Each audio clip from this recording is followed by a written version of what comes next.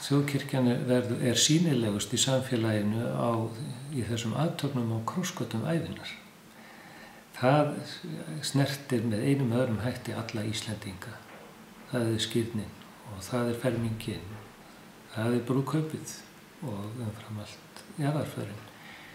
Og það þessar athafnir með sínum hefðum og venjum og táknum og orðum sem að safna þjóðinni saman.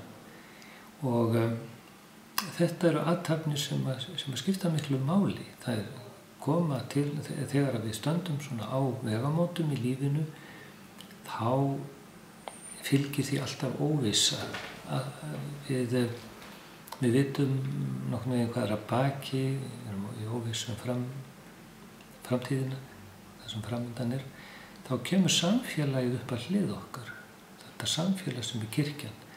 Og það bæði samfélag þeirra sem eru hér, eru umhverfis okkur núna, og nánastir hringur fjölskyldunar og svo hið víðara samfélag.